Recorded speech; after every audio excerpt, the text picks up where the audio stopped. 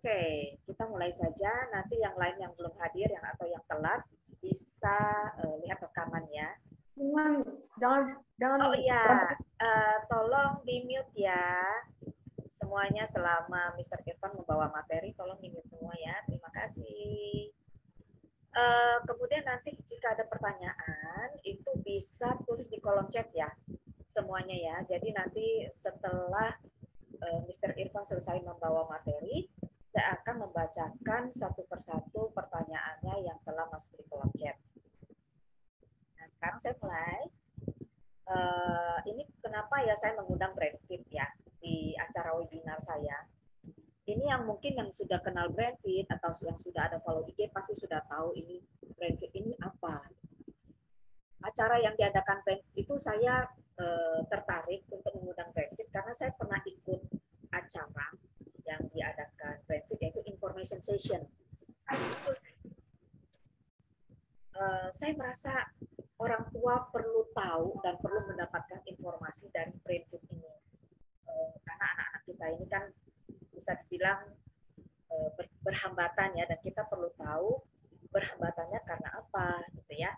Oke, saya perkenalkan narasumbernya. Narasumbernya ini Mr. Irfan. Ya, halo semuanya, selamat malam. Malam Mr. Irfan. Malam, Emilio. Mr. Irfan ini adalah sebagai senior konsultan dan master trainer di Brandfit. Juga merupakan train lead behavior therapist. Mr. Irfan dan tim hadir juga di webinar ini ya. Jadi ada beberapa tim yang hadir juga di sini. Oke, Mr. Irfan, waktu saya persilakan. Oke, thank you, Emilio. Selamat malam, Ibu dan Bapak yang sudah hadir. Thank you ya for waktunya. Ini malam minggu, tapi ngumpul di sini untuk belajar. So, saya akan share screen. Ya, ini ya, kelihatan ya semuanya ya.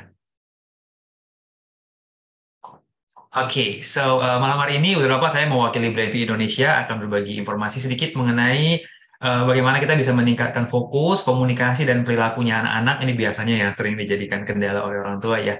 Tapi meningkatkannya lewat brain training, specifically nanti lewat latihan motorik. Ya, jadi brain training sendiri adalah ranahnya cukup luas gitu, tapi malam hari ini saya akan highlight satu bagian yaitu latihan motoriknya. Sebelumnya perkenalkan, tadi udah dikenalin sih sama Emilio ya, tapi kenalin lagi, saya Irfan Wanata, biasa dipanggilnya Mr. Irfan. Saat ini saya salah satu senior konsultan dan master trainer di BP Indonesia. Sebelumnya saya sempat mengajar juga dengan anak berkebutuhan khusus dan seorang train behavior therapist ya. I think saat ini udah sekitar 10 tahun, lebih dari 10 tahun ya bekerja dengan dunia anak-anak. Brandfit sendiri, mungkin untuk Ibu dan Bapak yang baru pertama kali dengar Brandfit, saya kenalkan sedikit ya mengenai Brandfit. Kami adalah perusahaan yang berasal dari Singapura, sudah berdiri sejak tahun 2001 dan spesialisnya adalah di Brain Fitness Training namanya. Di Indonesia sudah sejak tahun 2008. Program kita mengcover latihan otak untuk anak-anak dari mulai usia 9 bulan, usia preschool, usia TK, sampai usia SD, SMP, bahkan SMA. Ya, dari 9 bulan sampai 18 tahun. Saat ini kita ada di 9 negara lokasinya kita ya. Di 9 negara ini kita punya lebih dari 20 center pelatihan otak dan juga bekerja sama dengan lebih dari 50 sekolah yang menggunakan beberapa programnya kita. Di Indonesia ada 3 center saat ini dia lokasinya kita. Kelapa Gading, Kebun Jeruk, dan Gading Serpong. Dan dalam waktu dekat akan ada juga di daerah PIK. Ya. Kita juga bekerjasama dengan beberapa sekolah dari Jakarta sampai di Papua yang menggunakan program-programnya Brandfit. Ini dia contoh anak-anak yang lagi brain training, mungkin orang tua nggak familiar dengan istilahnya gitu ya. So ini adalah gambar-gambar anak-anak yang sedang melakukan brain training. Brain training adalah sekumpulan aktivitas, intinya adalah aktivitas yang kita desain sedemikian rupa saat melakukannya anak-anak melakukan olahraga otaknya. Gitu ya, tujuannya untuk kemampuan belajar, untuk perilaku, untuk fokus, banyak aspek yang bisa kita tingkatkan lewat brain training, tapi semuanya dilakukan seperti bermain. Seperti orang tua lihat di foto yang saya share ya, nggak ada yang kelihatan seperti belajar, bahkan ada yang lompat-lompat, ada yang main bola dan sebagainya. Ini semua adalah brain training, gitu ya. Nah ini contohnya. Ini beberapa penghargaan dan partner yang bekerja sama dengan Brandfit. Kalau saya nggak bahas terlalu jauh mengenai ini ya. Perkenalannya segitu saja, Ibu dan Bapak. Untuk yang pengen tahu lebih jauh mengenai Brandfit, siapa itu Brandfit, boleh follow Instagramnya kami media ya, @brainfeed Indonesia. Di sana ada banyak sekali informasi mengenai apa itu brain training, contoh programnya, aktivitasnya kita, atau bahkan testimoni dari orang tua yang sudah coba program. Ya. So perkenalannya singkat saja. Ya. Oke, so kembali ke topik kita malam hari ini, yaitu meningkatkan kemampuan fokus, komunikasi, dan perilaku lewat brain training, terutama bagian latihan motorik. Selama, sorry saya mute ya Ibu dan Bapak. Selama sesi ini berjalan, saya akan banyak lempar pertanyaan untuk Ibu dan Bapak, so siap-siap buka menu chatnya ya. Pertanyaan pertama, untuk saya dapatkan gambaran dulu. Kira-kira untuk orang tua yang hadir di sesi malam hari ini, range usia anaknya, itu kira-kira di range usia berapa tahun, Ibu dan Bapak? Silahkan di-share ya. Range usia 0 sampai 3 tahun kah, 4 sampai 6 tahun, 7 sampai 10, 11, 14, atau sudah lebih gede dari 15 tahun. Ya, silakan di-share, akan sangat membantu. Oke, ya banyaknya range 4-6 tahun ya. Sampai 6 tahun ya. Ada beberapa yang 8 tahun, tapi kebanyakannya 4 sampai 6 tahun ya. Oke. Which is perfect, Ibu dan Bapak ya. Ini adalah usia yang pas banget untuk kita mulai memikirkan pentingnya latihan motorik. Ya, so this is very good age actually. Oke. Topik kita malam hari ini saya akan bagi menjadi 2 section. Yang bagian pertama kita akan ngomongin sedikit soal pentingnya sensori dan motorik dan kaitannya apa dengan otak. I think istilah sensori dan motorik mungkin udah nggak asing ya untuk banyak orang tua. Tapi yang sering saya temukan adalah ketika saya hubungkan antara motorik dan sensori itu adanya di otak, itu yang biasanya kita masih masa sih gitu kan? Kita taunya sensori ya sensori, motorik ya motorik, otak ya otak gitu. Tapi semuanya ini saling bekerja sama sebetulnya. Nah, nanti saya akan refresh sedikit apa itu sensori, motorik, dan yang paling penting kaitannya apa dengan perkembangan otak. Gitu ya. Nah, bagian keduanya baru kita ngomongin soal hubungannya apa juga dengan fokus, komunikasi, dan perilakunya anak-anak. Gitu. Dan apa yang orang tua bisa lakukan untuk memaksimalkan perkembangan ini sejak usia dini apalagi. Oke? Nah, pertanyaan lagi, Ibu dan Bapak ya, karena kita akan ngomongin soal otak duluan. Nah, ini ada beberapa statement yang saya munculkan di layar ya. Bagian mana, statement mana yang orang tua rasa sudah ketahui mengenai otak. Ya, ketikkan saja nomor statementnya, Ibu dan Bapak. Apakah orang tua familiar dengan istilah otak kiri, otak kanan? Boleh lebih dari satu, by the way ya. Otak kiri, otak kanan. Orang tua percaya nggak bahwa otak itu adalah bawaan lahir atau otak itu bisa dilatih misalnya? Dan apakah orang tua merasa bahwa otak itu mempengaruhi kepintaran saja, which is untuk belajar, atau juga mempengaruhi kepintaran dan perilaku? Silakan. Oke, macam-macam ya jawabannya ya. Ada 135, 235, oke. Oke, masih pada masuk semuanya ya. Ada Mama Gadi yang jawabnya semuanya, oke ya. Paling gampang ya Ibu jawabannya ya. Silakan ya. Oke, thank you Bapak yang sudah berbagi ya. Nah, so untuk purpose malam hari ini, saya akan share bahwa yang lebih akurat dari pilihan ini, statement ini adalah 3 dan 5. Ibu dan Bapak. Ya, I know konsep otak kiri adalah sesuatu yang kita cukup familiar, tapi did you know bahwa ternyata konsep otak kiri dan kanan itu adalah salah satu mitos mengenai otak yang sudah tidak dipakai oleh para ilmuwan. I'll share with it, nanti saya share lebih jauh. Tapi untuk sesi malam hari ini, 2 statement ini yang paling penting, bahwa 1, otak itu bisa dilatih, itu yang paling penting. Memang ada sedikit faktor bawaan lahir, tapi sangat sedikit sekali. Ya, paling katanya hanya di bawah 15% faktornya. Selebihnya itu adalah bawaan dari apa yang kita latih atau tidak. Gitu ya. Kemudian statement yang kelima, yaitu otak itu menentukan kepintaran dan juga perilaku. Ini biasanya saya sering ketemu sama orang tua yang bilang perilaku itu bukannya karakter ya, misalnya. Karakter itu bukannya ada di hati gitu ya. Iya benar juga sih, tapi yang kita sebut dengan hati yang berhubungan dengan karakter itu sebenarnya ada di otak juga lokasinya. Itu yang mengendalikan sebetulnya. Gitu ya. So there you go, that's the first thing ya. Nah, ngomongin soal otak, sama seperti statement yang tadi yang mungkin menurut orang tua adalah informasi yang baru. Sepanjang sesi ini berjalan akan lebih banyak lagi informasi-informasi baru yang kita bagikan. Dan Bapak. Ini adalah informasi yang kita sendiri pun juga masih terus belajar ya. Penelitian di bidang otak masih relatif baru. Baru-baru terjadinya itu sekitar 50-70 tahun terakhir aja. Ya, kalau zaman dulu itu ilmuwan meneliti itu dari otak yang sudah didonorkan. Ya, jadi nggak ada alatnya, mereka hanya meneliti otak yang sudah didonorkan. Yang memang kalau secara fisik kelihatannya ada bagian kiri, ada bagian kanan. Itulah awalnya ada mitos otak kiri, otak kanan gitu. Nah, belakangan ilmuwan sudah mempelajari bahwa ternyata otak kita itu selalu bekerja sama, nggak pernah hanya satu area yang bekerja. Gitu. Nah, adanya CT scan, MRI contohnya, ilmuwan terus mendalami pengetahuan mereka mengenai otak, itu pula yang kita pelajari di BrainFeed. Gitu ya. Nah, ini adalah peta otak yang terbaru. Ibu dan Bapak. Ya, ada 5 area ternyata dalam otak kita. Ini dia 5 areanya. Ini sebenarnya areanya nggak exactly seperti ini, tapi lokasinya lebih kurang sama. Gitu ya. Diawali dengan bagian yang kuning di depan, itu bagian kening kita pakai untuk berpikir, untuk fokus. Kemudian ada motorik di atas yang berwarna merah, ini nanti yang kita bahas lebih banyak. Ya. Kemudian ada di bagian visual di belakang, yang orang tua pernah ngerasa kalau duduk depan monitor berasanya terlalu lama gitu ya, duduk depan komputer berasanya yang pegel bagian belakang, itu karena yang capek memang otak bagian itu. Gitu. Kemudian yang berwarna hijau di samping itu bagian bahasa, kemudian ada di bagian dalam untuk bagian perasaan. Nah, ini adalah 5 area di otak. Nah, hari ini kita akan bahas specifically di bagian motoriknya, gitu ya. Nah, secara umum cara kerja otak kita bisa dibagi menjadi 3 proses ini.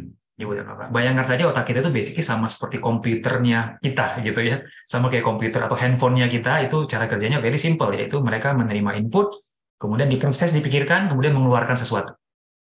Gitu ya, kalau di komputer kita ngetik itu inputnya gitu, kemudian prosesnya menunjukkan ketikannya kita, kemudian output kita print out misalnya gitu apa yang kita ketik. Nah, di otak kita lebih kurang prosesnya juga seperti itu. Nah, yang kita sebut sebagai sensori dan motorik itu biasanya merepresentasikan 2 bagian ini, yaitu bagian itu yang sensorinya ya, kemudian bagian output itu yang bagian motoriknya. Nah, di tengah ada bagian proses, ini kita nggak bahas malam hari ini, mungkin sama dari kalian kita bisa bahas, tapi hari ini kita akan highlight 2 bagian ini dulu. Sensori atau inputnya dan motorik atau outputnya. Itu yang kita akan bahas lebih dulu. Ya, so inilah tadi kaitannya apa dengan otak intinya gitu. Jadi sensori itu bukan sesuatu yang terpisah dari otak, tapi justru bagian dari otak. Begitu pula dengan motorik. Gitu ya. Nah, kita lihat satu persatu. Dari bagian sensori atau inputnya dulu ya. Kemudian Bapak. Pertanyaan lagi ya, saya banyak pertanyaan nih malam hari ini ya. Pertanyaan lagi, ada berapa sensor atau indera yang kita miliki, Ibu dan Bapak? 5, 8, atau ada yang punya jawaban lain? Silahkan ya. Silahkan, Ibu dan Bapak. 5. Oke, ada yang langsung jawab 5. Oke, Ada thank you. 5. Ada yang jawab 7, ya benar, saya nggak tulis 7, but ya please feel free, Ibu dan Bapak. Ya siapa tahu pertanyaannya jebakan ya. Silakan. Oke, kebanyakan kayaknya 5 dan 7 ya. Oke. So, yang benar ada 8. Ya, benar Bapak ya. 7 itu sampai I think 7 itu sampai beberapa tahun yang lalu informasi yang terakhirnya adalah 7, betul. Tapi lately ilmuwan menemukan kembali bahwa ternyata otak kita itu mengumpulkan informasinya itu lebih banyak ternyata. Dan sekarang mereka merumuskan ada 8 jadinya. You know, so this is what brain training is gitu ya. Brain research is gitu. Jadi kita terus belajar mengenai otak. Sekarang ada 8. Ibu dan Bapak. Ini dia. Ke-8 sensor atau indera kita. Kalau kita zaman kita sekolah katanya ada 5 panca indera, itu yang mungkin tadi orang tua refer ke situ ya. Kalau zaman kita kecil diajarinya cuma ada visual, auditory, perasa atau lidah, olfactory itu penciuman, sama taktil atau kulit. Itu yang zamannya kita kecil dulu ya. Kemudian belakangan ditemukan vestibular dan proprioceptif, itu 7. Kemudian yang terakhir itu namanya interoception, itu kayak semacam sensor yang ada dalam pencernaan kita. Itu yang merasakan apa yang terjadi dari dalam. Intinya kayak gitu. Ya, ini 8 sensor kita yang terbaru yang ilmuwan temukan. Oke? Yang malam hari ini, tapi kita akan bahas 3 ini dulu aja. Ibu dan Bapak. Ya, I think bagian penglihatan, pendengaran itu kayaknya cukup straightforward, tapi ya sama dari tadi mungkin kita bisa bahas lebih detail, tapi untuk saat ini kita bahas yang 3 sensor ini aja. Vestibular, proprioception, sama tactile. Ini yang biasanya berkaitan dengan fokus komunikasi dan perilaku yang kita mau bahas teman-teman. Oke? So, let's take a look lebih dalam lagi. Yang pertama vestibular ya, ini adalah sensor yang kita gunakan, yang otak kita gunakan untuk mengetahui badan saya ada di mana, posisi tubuh saya ada di mana. Saya tahu dari mana saya tegak, atau saya lagi miring badannya, atau lagi tiduran, selonjoran di meja, itu semua dideteksi oleh si sensor vestibular ini. Gitu ya. Kemudian tadi yang kedua, proprioception. Proprioception ini adalah sensor yang kita gunakan untuk mengetahui di mana posisi organ tubuh. Tangan, kaki, kepala saya ada di mana, dan ketika saya perlu menggerakkan tubuh saya, katakanlah tangan misalnya, saya mau nutup pintu, seberapa kencang saya perlu dorongin tangan saya, itu dikontrolnya pun juga oleh si proprioception ini. Ya. Kemudian yang terakhir tadi adalah taktil. Taktil ini basically kulit. Apa yang menyentuh saya, dingin atau panas, sakit atau tidak, itu dikontrol oleh si taktilnya kita. Kita coba lihat satu persatu lebih dalam ya, Ibu dan Bapak. Yang pertama adalah vestibular. Ini lokasinya dekat telinga, by the way. Jadi di telinga kita itu di kiri dan kanan ada masing-masing ada 3 selang kecil yang di dalamnya ada cairan. Nah, setiap kali kita bergerak, cairan itu juga bergerak. Nah, pergerakan cairan itulah yang dideteksi oleh otak kita dan menentukan, oh kalau cairannya bentuknya seperti ini, berarti saya lagi tiduran, gitu kan? Kalau cairannya lagi turun di bawah semua, berarti saya badannya lagi tegak, contohnya. Nah, itu dikontrol oleh si sensor cairan tersebut, gitu ya. Nah, ini digunakan oleh anak-anak untuk merasa aman, basically. Ya, orang tua mungkin pernah merasa nggak ya, pernah naik mobil ke jalur puncak, ya yang jalannya belok-belok gitu.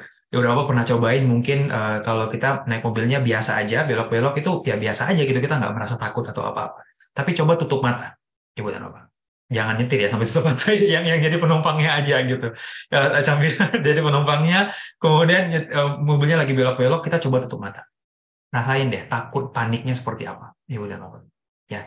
Nah, untuk anak-anak yang vestibularnya tidak terlatih dengan baik di usianya mereka, itu sama seperti mereka naik mobil ke puncak tapi tutup mata. Itu semuanya berasanya berbahaya. Nah, sehingga efeknya adalah otaknya jadi akan memaksa anaknya untuk bergerak, karena kalau bergerak baru berasa cairannya, atau anak yang mungkin ada faktor karakternya juga agak sedikit penakut gitu ya, dan akhirnya mereka jadi malas gerak. Karena setiap kali bergerak, cairannya gerak dikit, mereka kayak panik duluan. Gitu. Nah, orang tua mungkin pernah ngeliat anaknya pemalu banget, Mister. Kalau dia main ke playground itu, playground 1 jam, melototi ngeliatin teman-temannya 40 menit gitu ya, 20 menit baru dia main. Itu biasanya isu di vestibular. Jadi otaknya butuh waktu lama banget untuk ngeliatin ini semuanya aman atau enggak. Itu ya, itu vestibular. Nah, yang kedua, proprioceptif namanya. Ini adalah sensor sendi tadi ya, lokasinya pokoknya ada sendi, ada otot, ada proprioceptif. Ini yang mengendalikan seberapa banyak saya mendorong tangan saya, seberapa kencang saya pegang pensil, itu semua dikontrol oleh si proprioception-nya. Nah, anak-anak yang proprioceptifnya lemah, ini seolah-olah ada putus koneksi antara otak dan organ tubuhnya. Efeknya apa? Efeknya ketika kita berikan arahan kepada anak, sesimpel kita bilang, mungkin orang tua pernah cobain ini ke anak tadi, apalagi banyak anak kecil ya. Orang tua pernah bilang ke anaknya mungkin, say bye-bye sama antinya, tapi anaknya diem aja. Pernah nggak? Udah pernah ngerasain gitu ya? Itu adalah contoh anak-anak yang mereka belum ngerti untuk say bye-bye itu bagian tubuh mana yang saya gerakin. Mereka sih bisa ngelihat orang setiap antinya bilang bye-bye, bye-bye, tangannya goyang-goyang gini gitu kan. Tapi anaknya bingung gitu, yang antinya gerakin seperti itu, saya punya nggak itu bagian tubuhnya? Kalau anaknya propositif belum terlatih dengan baik, ketika kita bilang instruksi sederhana seperti itu pun dia bingung ngelakuinnya gimana. Apalagi kalau orang tua bilang, ayo ambil sepatunya, ayo rapiin mainannya, ayo makanannya dihabisin. Itu nggak akan kejadian. Itu efek dari proprioceptif. Ya, bukan karena anaknya sombong, ternakal gitu, enggak, tapi otaknya beneran bingung untuk ngelakuinnya, saya gerakin otot yang mana. Nah, itu efeknya proprioceptif. Nah, kalau ke emosi dan sosial biasanya berhubungan sama ketika anak merasakan sesuatu.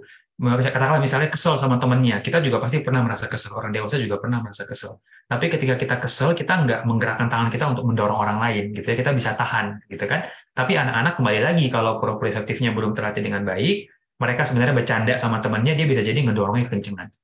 Mereka sebenarnya kesel dikit, dia bisa mukul temannya, contohnya. Nah, ini jadinya berpengaruh kepada kehidupan sosial dan regulasi emosi anak. Ya, emosi nggak bisa dihilangin, tapi bisa dikendalikan. Dikendalikannya lewat apa? Lewat proprioceptif. Oke, dan yang terakhir adalah taktil ya. Kalau taktil ini yang menutupi kulitnya kita, basically. Ini kita gunakan untuk merasakan sentuhan. Ya, apakah sesuatu itu sakit atau tidak, itu dilakukan oleh taktilnya kita. Selain itu, taktil juga kita gunakan untuk merasakan apa yang menyentuh kulit kita tanpa harus melihat. Ya, saya tahu dari mana bahwa ini baju saya di belakangnya ada mereknya, tapi saya nyaman-nyaman aja. Itu karena taktilnya saya, gitu ya. Kalau anak-anak yang taktilnya belum terlatih dengan baik, mereka mungkin akan kesentuh sama tag bajunya aja, berasanya kayak kepanikan gitu, takutnya ada laba-laba di belakang gitu kan. Ini biasanya anak-anak yang menghindari tekstur tertentu, menghindari tekstur makanan tertentu, dan sebagainya. Gitu ya. Jadi efeknya anaknya jadi merasa ketakutan yang berlebihan. Ketakutan sama sesuatu yang sebenarnya nggak masuk akal. Tapi buat anaknya itu beneran menakutkan. Itu adalah efek dari taktil. Gitu ya. Nah, semua sensor yang tadi saya sebutkan, ini adalah sensor yang sebenarnya kalau anaknya terekspos dengan banyak aktivitas motorik, tadi contohnya ya, bagian vestibular ini latihnya lewat apa? Hampir semua aktivitas yang menantang keseimbangan, seperti naik ayunan, naik titi keseimbangan misalnya gitu ya, bahkan saat kita gendong dan kita goyang-goyang aja, itu juga melatih vestibular sebenarnya. Secara alami seperti itu. Kalau proprioseptif gimana? Proprioseptif hampir semua aktivitas yang terjadi tekanan di dalam sendinya anak itu melatih proprioseptif. Main trampolin, merangkak bahkan. Orang tua pernah dengar mungkin pentingnya merangkak, katanya kalau nggak merangkak nanti anaknya nggak bisa fokus dan sebagainya. Itu benar banget, Ibu dan Bapak. Tapi sebenarnya bukan merangkaknya yang penting, tapi proprioseptifnya. Ada anak yang nggak merangkak, tapi dia melakukan banyak aktivitas yang lain, itu fokusnya nggak akan bermasalah. Karena proprioseptifnya ini yang kena. Gitu ya. Tapi naturalnya iya, merangkak, manjat, itu adalah salah satu yang proprioseptif. Nah, kalau taktil, sensory play ya, main pasir, main keluar nggak pakai sepatu, itu salah satunya ya. Main kalau ada beberapa punya taman di rumah yang ada rumputnya dan aman gitu, sebaiknya biarin anak-anak main tanpa sepatu. Agak kotor betul, sensori taktil biasanya memang harus berhubungan dengan sesuatu yang kotor, karena dari situlah otaknya belajar mana yang teksturnya aman, mana yang nyaman, mana yang kotor, mana yang berbahaya dan sebagainya. Secara natural ini terjadi seiring dengan perkembangannya anak-anak. Yang penting jangan dibatasin aja aktivitasnya mereka. Unfortunately, selama 2 tahun, 3 tahun terakhir ini, selama pandemik, banyak anak-anak yang stuck di rumah, kurang bermain keluar, sehingga kita menemukan semakin banyak anak-anak yang perkembangan sensorinya tidak terlatih dengan baik. Unfortunately. Ya, nanti kita bahas lebih jauh mengenai ini. Nah, yang berikutnya ada yang namanya sensori regulasi, ya, regulasi sensori. Mungkin orang tua pernah dengar istilah ini atau masih baru. Pada dasarnya sensori regulasi ini adalah proses otak kita yang membatasi atau menentukan seberapa banyak informasi yang masuk ke dalam otak. Karena tadi sensori itu semacam gerbang informasi, gitu ya. Berapa banyak informasi yang masuk itu dikendalikan oleh otak. Nah, ini contohnya saya biasanya pakai contoh mata. Mata juga salah satu sensor ya, tapi lebih mudah untuk dibayangkan, yaitu mata. Orang tua mungkin pernah merasakan ketika mati listrik, ya malam hari tiba-tiba mati listrik, berasanya itu gelapnya luar biasa. Bener ya, Ibu dan Bapak? Tapi lama-kelamaan, pelan-pelan kita jadi bisa melihat beberapa benda di sekitar kita. Lihat tempat tidur, meja, pintu, gitu ya. Belum kelihatan semua, tapi kelihatan benda-benda. Nah, tapi kemudian waktu tiba-tiba listriknya menyala, itu matanya kita berasanya silaunya luar biasa. Bener nggak? Atau bahkan pagi hari aja juga berasa gitu ya. Baru nyalain lampu itu berasanya silaunya luar biasa. Tapi pelan-pelan, kita merasa normal. Right? Lampunya nggak ada yang ngurangin, tapi pelan-pelan kita merasa normal. Yang tadinya silau banget, jadi normal. Itu adalah contoh regulasi sensor. Contoh di mana otak kita membatasi informasi yang masuk lewat mata, yaitu cahaya. Nah, proses ini terjadi sama semua sensor kita. Ke-8 sensor tadi ini semuanya terjadi. Nah, kalau otak kita menerima terlalu banyak informasi, itu nggak baik, gitu ya. Kalau terlalu sedikit juga nggak baik. Harus just right. Nah, itu yang kita sebut dengan sensori regulasi. Ini tidak dilakukan oleh sensornya. Ini dilakukan oleh otaknya. Nah, disinilah tadi gap antara pemahaman sensori sama otak. Orang tua mungkin udah familiar dengan istilah sensori, tapi kalau nggak ngerti cara kerja otaknya, dan kita jadinya fokusnya terlalu banyak ke sensorinya. Gitu. Nah, otak yang belum cukup bisa membatasi sensori, efeknya anaknya jadi hypersensitif. Hypersensitif ini adalah anak-anak yang basically menerima terlalu banyak stimulasi. Otaknya nggak bisa memilah jadinya. Jadi semuanya dia terima. Masuk ke ruangan, pegang sana. Oh, ada situ, apalagi ke mall ya. Mereka orang lari ke sana kemari gitu kan. Itu anak-anak yang hypersensitif. Jadi buat dia itu informasi semuanya kebanyakan. Otaknya bentar-bentar, oh itu ada apa? Oh itu ada ini. Oh ini ada apa? Itu apa? Sana kemari. Gitu kan? Atau ada anak yang jadinya hyposensitif. Ini adalah anak-anak yang tidak menerima cukup informasi. Letargi biasanya. Jadi kayak mager. Kayak diem aja nonton YouTube aja senangnya gitu ya. Kayaknya dia nggak suka olahraga. Bukan nggak suka olahraga. Ya udah apa. Saya belum pernah menemukan anak-anak yang nggak suka olahraga. Kalau sensori mereka bagus, pasti suka olahraga. Olahraga is very fun. Tapi biasanya isunya di sini, di sensori. Gitu ya. Nah, ini adalah aspek sensori dan hubungannya dengan otak dulu aja. Oke? So hopefully so far cukup clear ya. Ibu dan Nova, I know that hopefully tadi nggak kecepatan ngomongnya. Kalau ada pertanyaan sejauh ini silakan langsung diketik ya. Tapi itu adalah bagian input di otak kita. Masuknya informasi adalah sensori. Oke, nah lanjut sekarang ke bagian output-nya. Output ini adalah bagian motorik ya, yang sering kita sebut dengan motorik. Biasanya ketika saya gunakan istilah motorik, orang tua refer-nya langsung ke olahraga ya, karena motorik itu biasanya bergerak bukan Mr. Ivan gitu ya, itu olahraga. So, saya bertanya lagi kalau gitu ya, Ibu dan Bapak, kalau ngomongin soal olahraga, untuk Ibu dan Bapak saat ini, apalagi tadi anaknya masih pada kecil-kecil ya, seberapa penting sih olahraga untuk Ibu dan Bapak? Ya, rate 1 sampai 3. Ini dia pilihannya. Ya. Satu, kalau berasanya oh nggak penting gitu ya. Kalau ada masa olahraganya males gitu ya. Atau it's okay, nggak apa-apa, no judgment gitu ya. Atau dua, cukup penting, cuman kalau ada waktu aja. Atau sangat penting, pokoknya harus olahraga. Gitu ya. Silakan ya udah.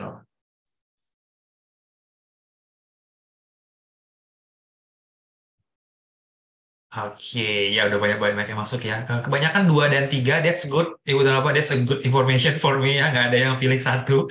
So that's good, that's a relief. Tenang saya dengan bacanya ya, Ibu dan Bapak. However, ini nggak ada jawaban yang benar dan salah. Ini kan pendapatnya orang tua ya. Seberapa penting untuk Anda, yaitu adalah fully in your right istilahnya ya. However, kalau dari saran saya, terutama tadi untuk orang tua yang anaknya usianya masih di bawah 7 tahun, I would recommend untuk pindahkan ke angka 3. Ibu dan Bapak. In fact, untuk anak-anak di bawah usia 7 tahun, hanya 2 hal yang akan saya rekomendasikan paling penting. Satu adalah olahraga, yang kedua membaca. That's it. Yang lainnya akan menyusul. Anak-anak yang motoriknya bagus, membacanya lancar, itu biasanya pelajaran apapun mereka bisa cerna dengan baik. Ya, so I would recommend untuk pindah ke yang nomor 3, but as of now, it's okay. Thank you for sharing, Ibu dan Bapak. Ya. Kita lanjut. Nah, ngomongin soal olahraga, Ibu dan Bapak, karena kita sekarang ngomonginnya soal otak gitu ya, saya akan sebutnya actually motorik ya. Dan motorik itu sebenarnya tidak sama dengan olahraga. Banyak orang tua yang bilang, oh saya rajin olahraga kok, anak saya juga rajin olahraga. Setiap sore saya ajak naik sepeda.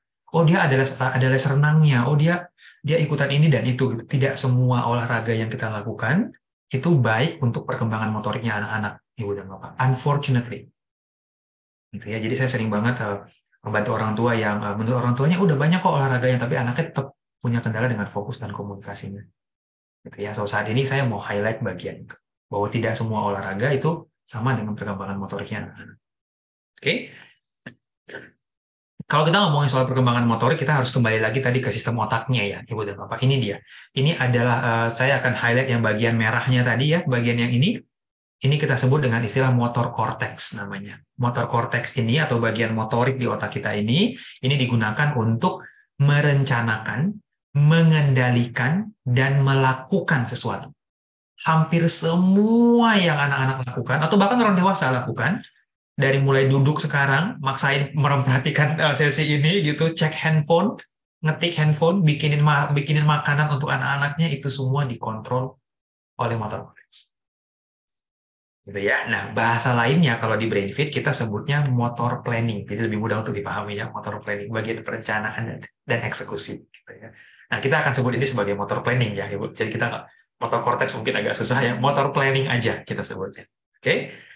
Nah, motor planning ini mengendalikan 3 hal tadi. Actually, motor planning ini mengendalikan lebih banyak sih. Ada banyak banget motor planning ini hubungannya ya. Tapi untuk sesi malam hari ini saya highlight ke 3 hal tadi, yaitu ke fokus, komunikasi, dan ke perilaku. Hubungannya apa? Gitu ya, kita fokus ke 3 hal ini dulu aja. Nah, let's take a look at perilaku dulu ya, Ibu dan Bapak. Ini actually kembali lagi saya akan minta orang tua untuk share ya. Untuk saat ini, Ibu dan Bapak yang sudah hadir ke sini ya, kira-kira ada contoh perilaku apa ya yang saat ini mengkhawatirkan untuk Ibu dan Bapak? Silakan dibagikan, Ibu dan Bapak. Perilaku apa aja yang menurut orang tua mengkhawatirkan? Silakan di-share ya, apa aja perilakunya.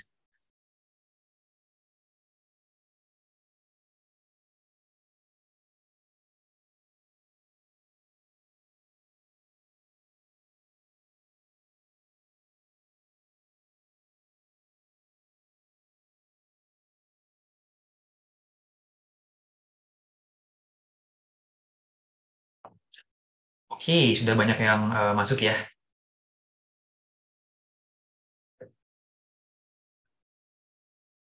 Oke, ada banyak banget ya, Ibu dan Bapak. Ada masukin benda ke mulut, ada yang jinjil, hyperaktif, tantrum, motorik halus, ya, tidak mau bersosialisasi, tiba-tiba suka mendorong, anak saya takut berenang, ya, membangkang ya, kayaknya masalah semua orang tua ya, Udila. Social communication disorder, tidak bisa berkomunikasi, oke. Fokus ya, banyak yang bilang fokus juga, ketergantungan sama HP, ada stimming, pukul kepalanya, ada ya memukul dan mencubit, suara, emosi, ya. These are all a very good concern, Ibu dan Bapak. Ya, I understand your concern. Ya, dari pengalaman saya 10 tahun di dunia anak-anak, Saya sudah melihat hampir semua perilaku-perilaku ini, so I can understand your concern. Oke, kita coba cari tahu hubungannya apa sama motor planning. Ya, tapi saya kesampingkan dulu bagian perilakunya. Saya mundur sedikit ke dua aspek yang sebelumnya, yaitu bagian fokus. Apa hubungannya antara sensori, motorik, dan fokus? Hubungannya apa gitu ya? Kalau dari segi sensori, tadi berkaitan dengan memilah informasi, basically ya, Ibu dan Bapak. Saat ini Ibu dan Bapak lagi memperhatikan sesi ini, saya percaya di sekitar Ibu dan Bapak itu ada banyak informasi-informasi lain, ya, banyak suara. Contohnya ya, suara dalam artian mungkin ada suara AC, mungkin suara kipas angin, di luar ada banyak mobil dan sebagainya, tapi bagaimana caranya Ibu dan Bapak bisa terus mendengarkan sesi ini? Itu ada tadi proses memilah sensorinya ya. Dalam hal ini telinga sensorinya. Jadi telinga kita memilih untuk cuekin suara-suara yang lain dan fokus ke suaranya Miss Rifan. Right? And then hal yang sama juga terjadi sama anak-anak gitu ya. Ketika mereka Ibu Bapak tahu nggak bahwa ini contohnya ya. Ibu Bapak tahu nggak bahwa setiap saat Ibu dan Bapak bisa melihat hidungnya Ibu dan Bapak. Ya, tapi sampai saya sebutin barusan nggak ada yang nyadar bahwa sebenarnya iya loh benar hidung saya selalu kelihatan gitu kan. Ini adalah proses contoh otak kita yang menyaring informasi. Ibu dan Bapak. Anak-anak yang taktil, vestibularnya, proprioseptifnya sudah baik, mereka jadi merasa secure dan aman sama dirinya mereka sendiri. Dan kerasa aman itu membuat otaknya untuk memilah beberapa informasi yang tidak penting. Salah satunya tadi, hidungnya kan kelihatan. Memang benar hidungnya kelihatan, tapi itu kan hidung saya. Itu aman. Jadi saya nggak perlu pikirin. Itu dikesampingkan oleh otak kita. Kebayang nggak Ibu dan Bapak? Kalau saat ini Bapak mencoba menyimak sesi ini, tapi sambil ngeliatin hidung. Atau kita ngobrol, tapi matanya sambil ngeliatin hidung, itu distracting banget nggak sih? Itu contoh fokus. Itu contoh sensori yang membantu fokus. Nah, sekarang bayangkan hal yang sama terjadi pada kulitnya anak-anak. Kulitnya anak-anak itu harus mengignore semua yang menyentuh kulitnya. Dari mulai celana, tali pinggangnya, tali sepatunya, kaos kakinya mungkin kebalik gitu ya. Tag bajunya ada yang baru, jam tangannya nggak nyaman, kacamatanya kesempitan. Semua itu harus diignore oleh otaknya. Kalau nggak, dia nggak bisa fokus. Ini tadi proses menyaring tadi. Nah, kalau motor planning ini berhubungan dengan salah satu aspek dalam motor planning ya, Ibu dan Bapak. Motor planning ini tadi kan berhubungan dengan merencanakan sesuatu. Jadi motor planning ini kita pakai juga untuk melakukan sesuatu hingga selesai. Masalahnya anak-anak yang motor planningnya nggak baik, belum baik ya tepatnya, mereka nggak ngerti konsep selesai itu apa. Contohnya saat ini deh misalnya ya, orang tua lagi memperhatikan sesi ini. Tadi mungkin aja selama sesi ini berjalan ada handphonenya yang bunyi, orang tua cek handphone dulu sebentar. Ada yang ketuk pintu mungkin tadi sempat keluar dulu sebentar gitu, jawab pintunya, ada paket atau semacamnya gitu ya. Tapi setelah itu semua selesai, udah kembali lagi ke sesi ini. Karena ibu dan bapak tahu, otaknya tahu bahwa sesinya belum selesai. Itu contoh motor planning yang baik. Nah, di anak-anak kalau motor planning ini belum baik, belum sempurna gitu ya, ketika mereka lagi belajar, kerjain 10 soal harusnya. Mereka kerjain 1, 2, terus mereka, Mami aku mau ke toilet. Mereka ke toilet, balik-balik dari toilet itu udah lupa harus ngapain lagi. Akhirnya dia main ke ruang TV dan malah nonton TV. Kita nungguin di ruang belajar gitu. Anaknya mana? Terus kita pergi, ternyata udah lagi nonton TV sama adiknya. Itu sering banget terjadi. Itu bukan karena anaknya nggak fokus. Kelihatannya anaknya nggak fokus. Tapi itu karena motor planningnya. Ibu dan Bapak. Motor planning yang bagus memberikan kemampuan untuk anak-anak untuk merencanakan sesuatu dan melakukannya hingga selesai. Gitu ya. So itu efek motor planning ke bagian fokus. Kelihatannya tidak fokus, tapi isunya ada di motor planningnya. Nanti ada satu contoh lagi yang saya mau share di belakang. Nah, bagaimana dengan komunikasi? Nah, ini yang unik banget, Ibu dan Bapak. Gambar yang sekarang udah Bapak lagi lihat di layar, ini adalah gambar scan otak dari samping. Ya, ini adalah salah satu riset yang dilakukan oleh ilmuwan untuk meneliti bagian motoriknya kita. Oke ya. Nah, orang tua bisa lihat bahwa di bagian ini ada warna-warnanya ya, ada penjelasannya di sini. Yang berwarna kuning dan hitam di sini, jadi dia bagian udah di samping sini ya. Masih bagian dari motorik dari sini, motorik dari atas sampai ke samping sini. Masih bagian dari motorik, tapi ternyata bagian ini yang mengendalikan lidah dan bibirnya kita. Dan ada bagian-bagian kecil lagi yang mengendalikan rahang, leher, dan sampai ke bagian paru-paru, otot dada terutama ya. So ini adalah bagian motorik. Tapi dia mengendalikan bagian-bagian yang kita pakai untuk ngomong. Benar nggak? Lidah dan bibir itu adalah bagian yang kita pakai untuk ngomong. Right? Jadi sebenarnya, intinya kemampuan komunikasi itu sebenarnya bukan soal vocabulary. Vocabulary itu bagian salah satunya, betul. Tapi seseorang anak untuk bisa berkomunikasi, untuk mereka bisa ngomong, itu membutuhkan bagian motorik di otaknya. Right? Bagian motorik inilah yang mengendalikan otot-otot yang kita perlukan untuk berbicara, basically.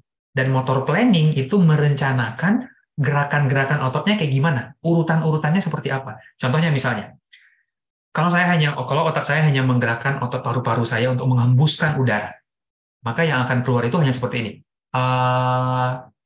Itu yang keluar. Itu otot ini ya, otot dada saya, right? Sama otot mungkin tenggorokan untuk menggetarkan pita suara, right? Kemudian kalau misalnya saya menggerakkan mulut, bibir dan lidah saya seperti ini, suaranya jadi au, right? Kemudian kalau saya gerak lidah saya jadinya au, toh, toh. Jadi bunyi yang berbeda gitu kan. Jadi kalau saya mau ngomong kemarin saya ke pantai, itu gerakannya banyak banget. Beda lagi gerakannya kalau saya mau bilang kemarin saya nonton, itu beda lagi gerakannya. So, untuk seorang anak bisa menceritakan yang tadi, itu ya kemarin saya ke pantai, itu membutuhkan proses motorik yang luar biasa kompleks. Untuk mungkin berasanya, ya kembali lagi, itu kan ngomong misalnya, dia nggak mau ngomong aja kali, emang dianya pendiam aja kali, dia nggak, dan ini dan itu, banyak banget alasan yang bisa kita munculkan. Tapi kebanyakan case-nya itu dari motor planning-nya. Tidak hanya otaknya bingung menggerakkan otot yang mana, otaknya juga bingung urutan gerakannya gimana. Karena tadi contohnya, kalau O udah O, gitu kan? Kalau A udah A. Tapi kalau saya ngomongnya A O sama O A itu beda urutannya, gitu kan ya. Jadi kalau saya mau bilang mungkin motor itu beda lagi. Kalau saya mau bilang mobil, hanya perbedaan otot. Artinya jadi berbeda. So, speech atau komunikasi itu adalah proses motorik. Tanpa motor planning yang baik, anak-anak nggak bisa ngomong dengan lancar. Ini pentingnya bagian motorik pada komunikasi. Ya, nah, sekarang hubungannya apa dengan perilaku? Ini ada salah satu quote dari Rudolf Dreiges. Ya. Beliau ini adalah salah satu ahli di bidang psikologi anak-anak. Ya. Beliau menyatakan seperti ini. Anak-anak yang a misbehaving child is a discouraged child. Anak-anak yang punya masalah perilaku adalah anak-anak yang merasa gagal di kehidupannya mereka. Adalah anak-anak yang merasa kesulitan. Intinya seperti itu. Tadi banyak orang tua yang share. Ada anak yang katanya kesulitan untuk fokus. Ya, tadi fokus kita udah bahas. Clear banget ya. Kalau fokus clear banget. Ini dia yang kita butuhkan.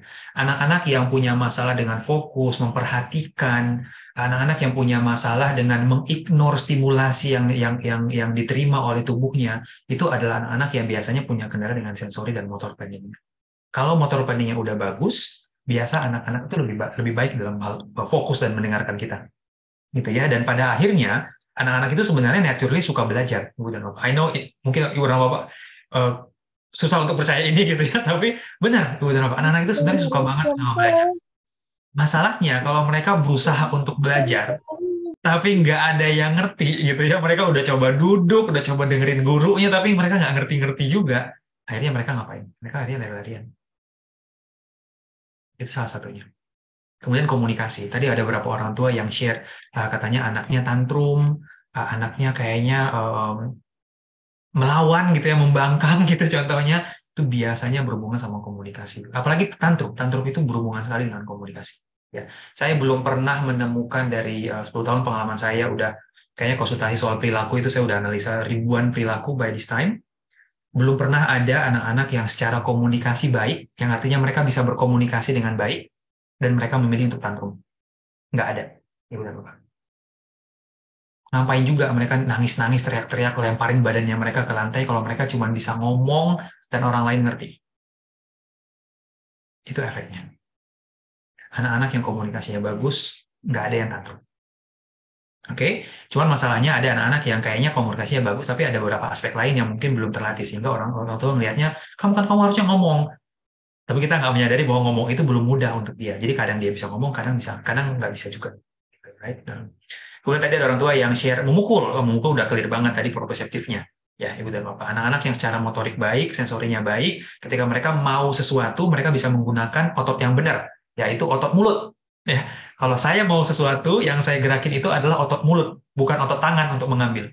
Itu bedanya. Dan ini juga fenomena yang unik, Ibu Bapak. Ibu Bapak bisa lihat tadi nih ya, bagian scan otak ini, right? Bagian ngomong itu di sini, bagian tangan itu di sini. Dekat banget. Kadang-kadang ketika otaknya anak pengen ngomong, tapi dia nggak tahu ngomongnya gimana, aktivitas otak yang terjadi di sini itu agak nyampe ke sini. Sehingga ketika mulutnya nggak tahu harus ngomong apa, tangannya yang bergerak. Ya, jadi kalau orang tua merasa anaknya kayaknya tangannya kayaknya nggak bisa dikontrol, benerin komunikasinya. Kalau komunikasinya udah benar, trust me, mereka nggak akan gunain tangannya. Ini sama dengan memukul. Tadi ada orang tua yang bilang mengambil barang, mendorong temennya, mencubit, anything. Kuncinya ada di komunikasi. Ya, so that's why saya percaya banget ucapannya Rudolf Rodriguez ya, a misbehaving child is a discouraged child. Ya, kembali lagi dari pengalaman saya, nggak ada anak-anak yang bisa berkomunikasi, bisa fokus dan sengaja nggak mau fokus, itu nggak ada. Ya, so fokus ke dua perkembangan tadi. Oke. So, ini yang akan saya highlight ya. Di bagian fokusnya, just bayangkan saja, pokoknya motorik itu mengendalikan apa yang saya perhatikan, apa yang saya cuekin. Right? Itu semua prosesnya proses sensori dan motorik, terutama bagian motoriknya, karena sensori cuma masuk informasi ya. Kemudian bagian komunikasi. Planning mengendalikan otot-otot yang saya perlu gerakan untuk mengucapkan apa yang saya mau ucapkan, supaya orang lain mengerti dan saya tidak perlu mengeluarkan perilaku-perilaku yang tidak disukai oleh orang lain. Right? Dan terakhir, perilaku. Perilaku ini adalah hasil dari kombinasi kemampuan-kemampuan yang lain. Jadi kalau orang tua ingin memperbaiki perilaku anak-anaknya, perbaikilah kemampuan motor planningnya. You would be surprised. Banyaknya anak-anak yang sebenarnya nggak suka berperilaku yang tidak baik. Ya, cuman karena mereka nggak bisa, what's the choice? Oke? So, nah motor planning tadi saya sempat bilang bahwa motor planning nggak sama dengan olahraga. Nah ini contoh motor planning ya. Ini contoh video yang kita lakukan di brain training. Saya share videonya dulu ya. Ini ada musiknya, saya coba play. Nah ini ya. Oke.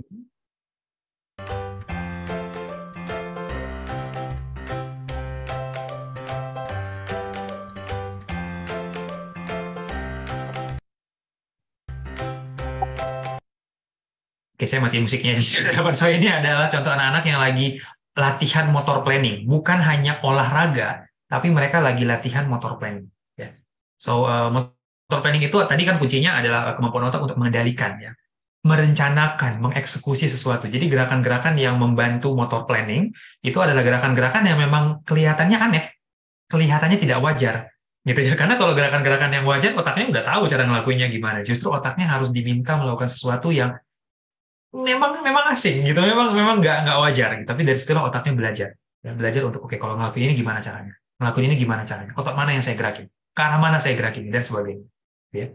Tadi ada yang main bola contohnya.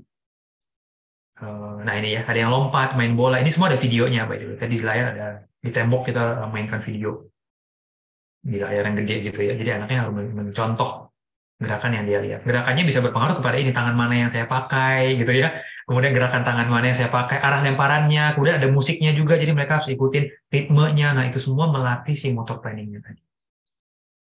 Oke. Nah, ini untuk keseimbangan. Tadi untuk vestibular dan proprioceptif, ini papannya mereka berdiri terbuat dari busa. Ya, jadi mereka harus benar-benar mengendalikan otot-otot tubuhnya mereka untuk bisa seimbang. Ini contohnya. Baik, ada lagi nggak? Nah, ini juga bisa kita lakukan untuk anak-anak kecil ya. Yang beberapa tadi kebanyakan orang tua anaknya usia 6 tahun ke bawah, bisa ada versinya juga untuk anak kecil. Mungkin beberapa aktivitas kita ganti untuk yang lebih child friendly, tapi konsepnya tetap sama basically. Nah, ini contohnya. Nah, ini mereka menahan posisi seperti ini, terus nanti si coachnya akan kayak dorong mereka, tapi nggak boleh jatuh gitu kan. Jadi untuk ketika didorong dan nggak jatuh, mereka harus mengendalikan otot-otot perutnya, kakinya, pahanya. Dari situ mereka belajar untuk mengendalikan si proprioceptifnya tadi. Right? Nah, ini yang namanya motor planning, Ibu dan Bapak. Jadi tidak seperti olahraga ya, yang pasti ya. You can see gerakan-gerakannya dibuat seunik mungkin. Oke. Saya coba speed sedikit. Ya, lebih kurang seperti itu ya, Ibu dan Bapak. Ini dia latihan.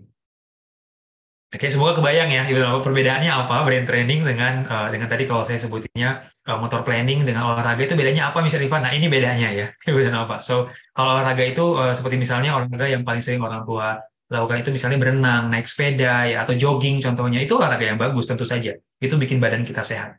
Tapi untuk otaknya kemungkinan nggak terlalu banyak benefitnya.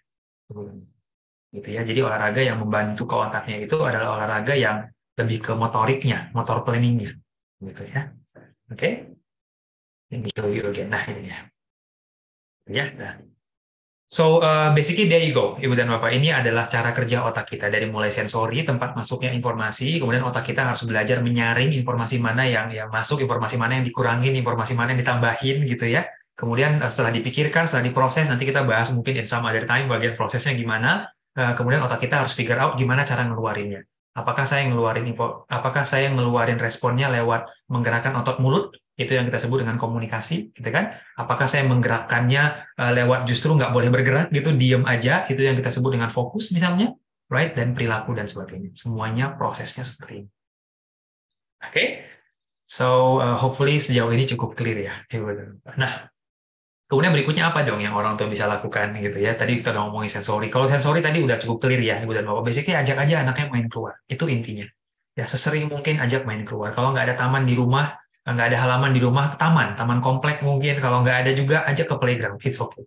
Yang penting anaknya harus keluar, eksploratif. Di rumah apa yang ada? Main beras, yang main kelereng, contohnya main cat, main pasir, apa aja. Itu semua untuk sensorinya.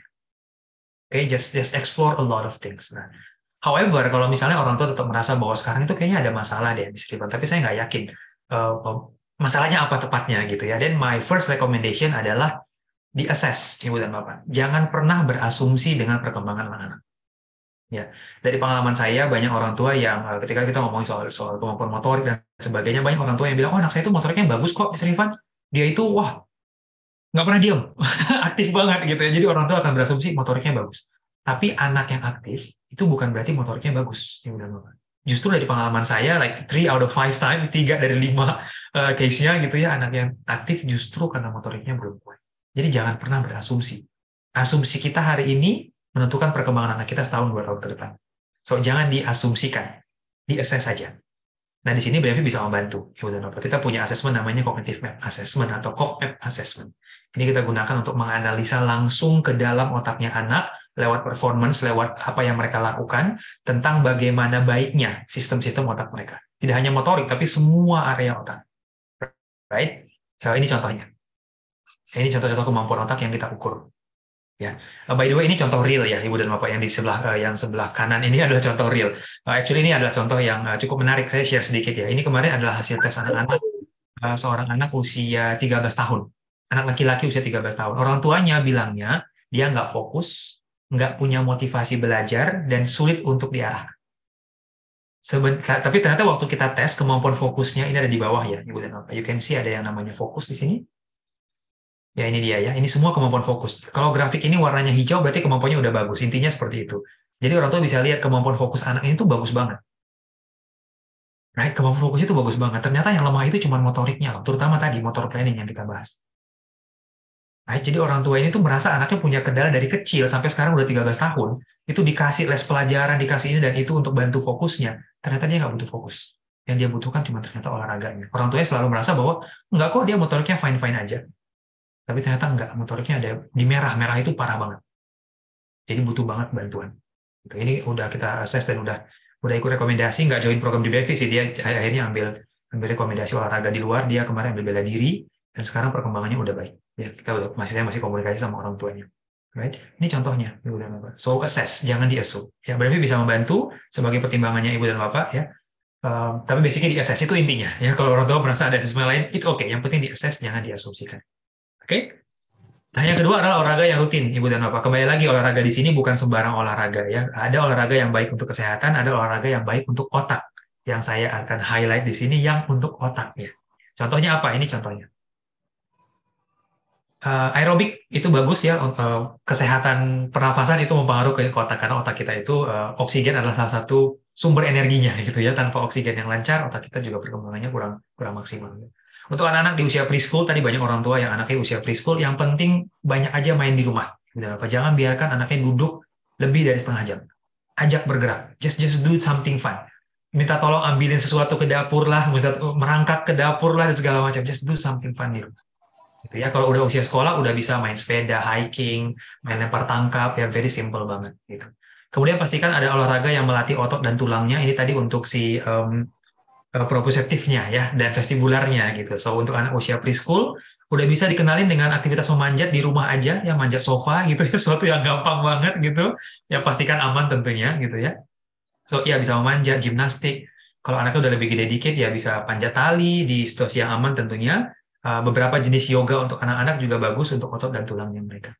Dan yang terakhir tadi, bagian motor planningnya ya. Ini gimnastik untuk anak-anak usia preschool, I think gimnastik is a good option. Kalau anaknya sudah masuk usia sekolah SD dan seterusnya, bela diri sudah bisa dieksplor. Bukan untuk bela dirinya, tapi untuk benefit motor planning. Ya beberapa jenis bela diri seperti taekwondo contohnya itu bagus banget untuk motor planning. Ya untuk anak perempuan yang mungkin nggak suka bela diri, boleh menari, balet itu bagus banget, modern dance itu bagus banget untuk perkembangan motor planning. Ya jadi bukan sembarang olahraga ya, Ibu dan Bapak. Ada beberapa jenis olahraga yang benefit langsung ke otaknya. Dan yang paling penting dilakukan dengan rutin tentunya ya. Jadi nggak bisa cuma seminggu sekali dan seru-seruan aja, nggak harus rutin dan ada pelatihnya kalau perlu. Oke? Dan yang ketiga ini yang paling gampang. Ya udah apa? Actually gampang-gampang susah sih kalau yang ini. Membiasakan kemandirian. Right? Contohnya apa? Contohnya rapiin mainan sendiri. Ya siapa yang sering suruh anaknya rapiin mainan sendiri? Ibu Dawa pasti pernah melihat benefitnya gimana. Ya, it's such a powerful and such an easy things gitu ya untuk merapikan mainan sendiri, tapi benefitnya luar biasa. Right? Memang jadi lama sih ngerapiinnya ya berapa, tapi nggak apa-apa, dibela-belain ya. Do some chores yang zaman sekarang udah pada pakai mesin cuci ya, sortirin bajunya masukin ke mesin cuci ya, very simple, right? And then ya sama-sama other chores kayak cuci piring contohnya ya, mungkin piringnya jangan yang kaca dulu gitu, atau at least ya ngerapiin piring yang udah dibersihin contohnya. So things like this yang gampang-gampang seperti ini itu benefit kepada sensori dan motoriknya itu luar biasa. Ya ada satu cerita ini saat parent di Brainfit ya, pengalamannya kita gitu, orang tuanya baru aja meeting dengan saya beberapa hari yang lalu.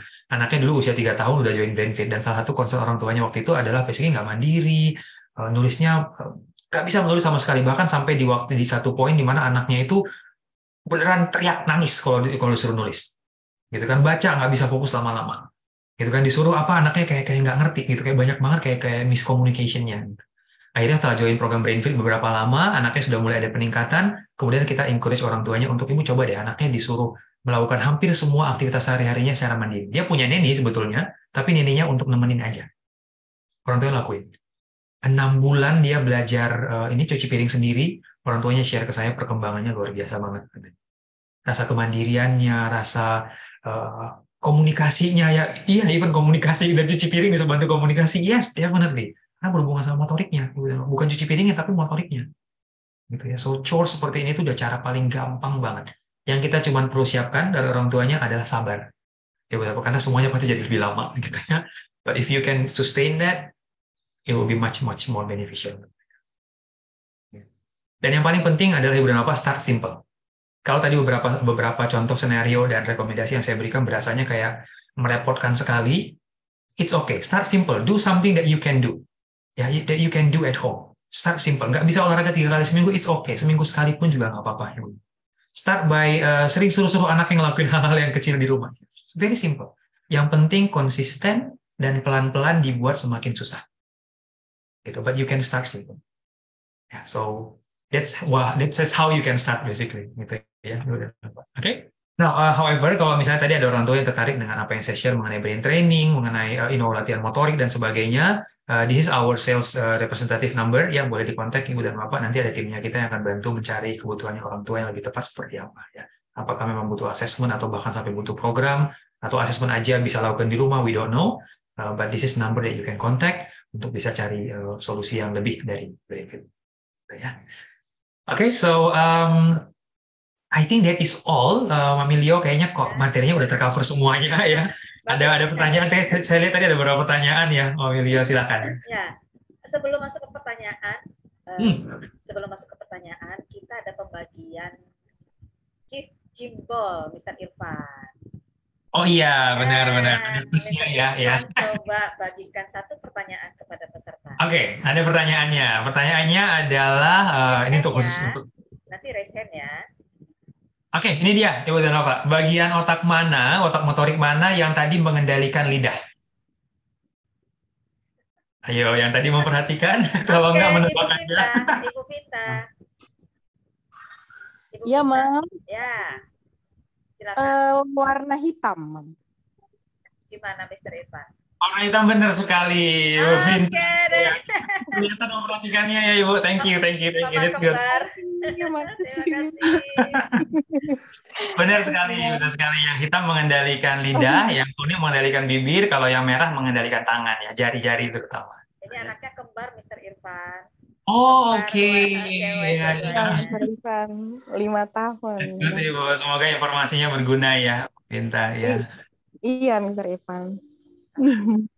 Sekarang saya masuk ke pertanyaan ya. Boleh, boleh. Silakan. Untuk menghemat waktu juga. Saya harus scroll ke atas dulu, Mr. Irfan, karena ini banyak. Sebentar ya. Oke, tadi saya sudah dapat. Mr. Irfan, apakah Brandfit ada di Jambi? Oh, untuk saat ini belum ada, Ibu ya. Sayangnya kita masih ada di Jakarta, di area Jakarta aja. Tapi kita punya departemen online nih, Bu. Jadi ada beberapa orang tua yang latihan program Brainfit dari luar kota atau bahkan dari luar negeri sekalipun ada yang join program Brainfit, ada yang versi online-nya. Gitu. Jadi coba kontak aja ke nomor yang ada di layar. Ibu, nanti kita bisa carikan solusi yang tepat kalau memang ternyata lokasinya di luar kota. Jadi bisa online ya, Mr. Irfan ya? Bisa online, Ibu, betul. Bisa. Tapi kalau online mungkin banyak peran serta orang tua di rumah, gitu, tapi kita bisa buatkan programnya yang sesuai dengan kebutuhan anak. Pertanyaan selanjutnya. Bentar, saya lihat dulu. Dari Pak Hans. Maaf Kak, kalau anaknya belum bisa mengikuti contoh videonya bagaimana ya? Oh, oke. Good question ya, good question ya.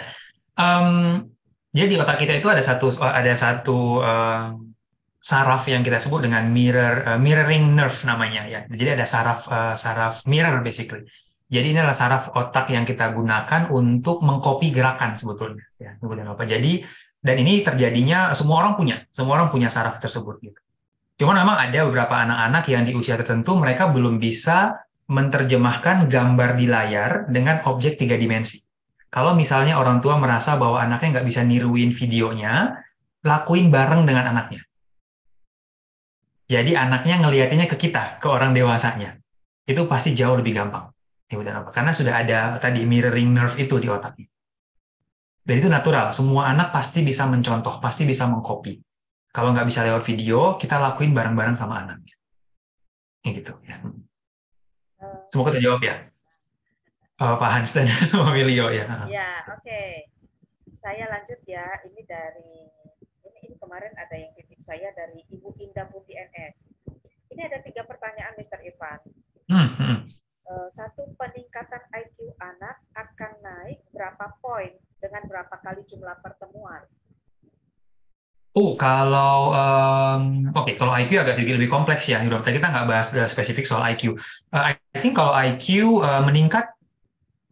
Ada case yang meningkat, Ibu dan Bapak. Cuman berapa poinnya itu agak susah ya. Kita nggak keep track sih, Ibu dan Bapak. Karena nggak banyak orang tua juga yang pengen ningkatin IQ sebetulnya. I think semakin kesini orang tua semakin menyampingkan. Tapi bisa meningkat bisa, Ibu. It's just that unfortunately saya nggak bisa kasih datanya. Karena semua tergantung dari jarak usia anaknya. Itu yang paling pertama. Kemudian berhubungan juga dengan berapa konsisten latihannya dan jenis program yang kita berikan. Ada beberapa anak-anak yang memang concern-nya orang tua IQ atau problem solving. Tapi belum tentu itu yang dibutuhkan oleh otaknya pada saat ini. Karena IQ itu adalah salah satu level kemampuan yang sangat tinggi hierarkinya. Kayak gitu ya. I know that nggak terjawab langsung, tapi semoga terjawab ya, Emilio ya. Pertanyaan nomor 2, kalau kelas online, apakah orang tua harus dampingi dan apakah peralatannya akan dikirimkan ke rumah? Peralatannya akan dikirimkan betul Ibu. Jadi nanti ada beberapa peralatan yang kita akan infokan peralatannya seperti apa. Kalau sudah punya di rumah boleh pakai yang ada di rumah. Kebanyakan alatnya juga cukup familiar biasanya. Tapi untuk alat yang belum ada di rumah boleh beli dari Brainfit, kita akan kirimkan ke lokasinya orang tua. Nah, pertanyaan sebelumnya, apakah perlu ditemani? Tergantung usianya ya, Mamilio. Karena untuk anak-anak di bawah 7 tahun, most likely perlu ditemani. Perlu ditemani. Paling mungkin ditemaninya mungkin orang tua duduk di sampingnya aja gitu ya, tapi kemungkinan besar perlu ditemani. Tapi kalau untuk anak usia 7 tahun ke atas, mungkin temanin hanya beberapa minggu pertama aja, setelah itu kebanyakan anak-anak bisa mandiri. Kayak gitu. Ini ada 4 pertanyaan. Apakah bisa online hari Minggu? Kebetulan hari Minggu yang tutup ya, Mamilio, Semua sorry. tempat tutup Sabtu sebenarnya. bisa, however, ya Sabtu bisa. Kita Sabtu buka, Minggu aja yang tutup. Iya, oke. Nah, ini 4 mungkin saya nggak tahu Mr. Irfan akan bahas di sini atau tidak. Biaya sekali pertemuan berapa? Oke. Untuk biayanya kita nggak bahas di sini, Mamilio. That's a good question. Karena brain training, tadi orang tua udah melihat ya bahwa brain training itu kita mulai dari asesmen dulu, dan dari hasil asesmen kita akan menggabungkan informasinya dengan nilai raport mungkin kalau sudah ada, feedback dari guru sekolahnya, feedback dari orang-orang di rumah, semua itu kita gabungkan untuk menciptakan program yang personal untuk anaknya. Dan itu berpengaruh kepada harga paketnya juga soalnya.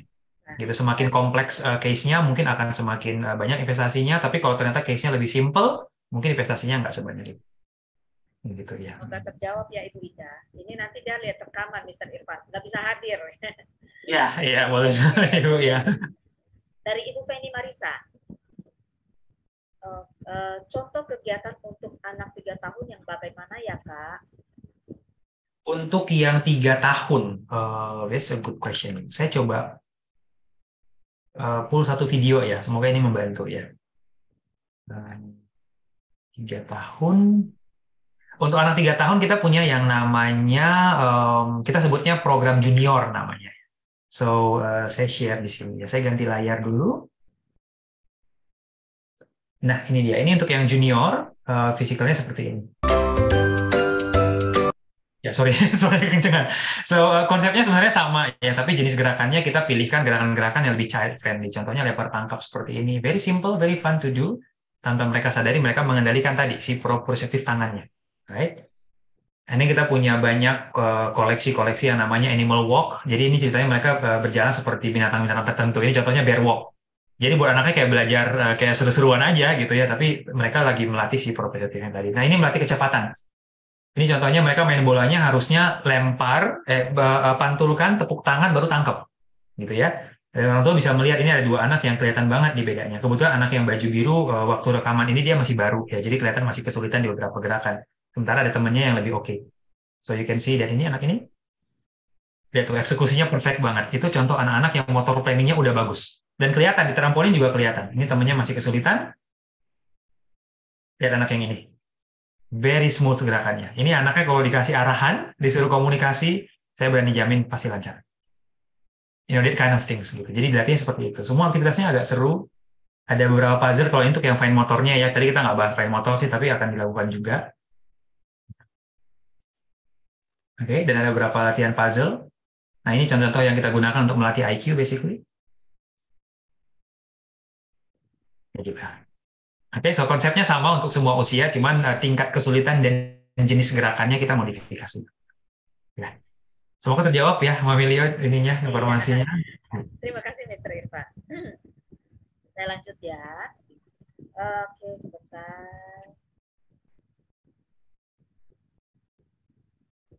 Tadi 3 tahun ya.